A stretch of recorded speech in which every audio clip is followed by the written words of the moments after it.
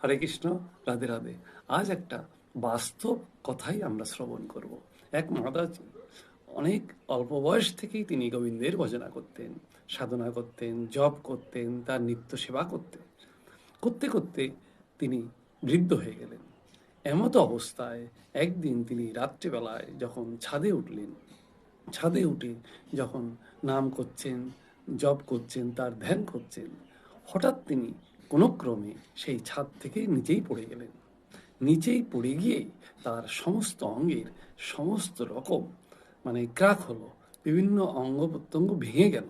সবাই মিলে যখন ডাক্তারের কাছে নিয়ে গেল, তখন কিন্তু ডাক্তারবাবু বললেন যে আমাদের পক্ষে আর কিছু করা সম্ভব নয়। এমতো অবস্থায় মানে যেভাবে ওনার ভেঙেছে, তাতে করে ওনার অপারেশন করা কোনো মতেই সম্ভব না। বাধ্য হয়ে সেই মাতাজিকে বাড়ি ফিরিয়ে আনা হলো।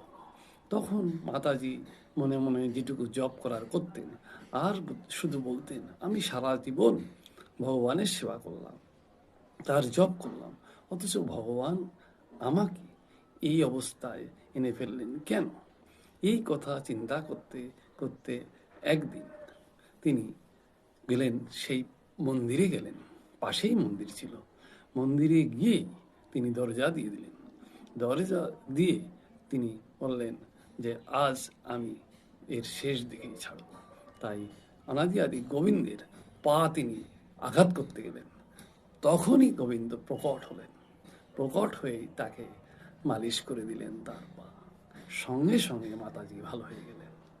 এটাই হচ্ছে গোবিন্দের ভজন, এটাই হচ্ছে গোবিন্দের সাধন, তপের পরীক্ষা। কিন্তু হ্যাঁ, অনাদি আদি গোবিন্দ তিনি পরীক্ষা নেন। তাই দেখুন, সেই ভক্তিমতী মাতাকে সেই ভগবান কিন্তু সব ঠিকঠাক করে দিয়েছিলেন, কিন্তু পরীক্ষা কিন্তু ভক্তের দিতে হয়েছে। হরে কৃষ্ণ, রাধে রাধে, ভালো থাকবেন।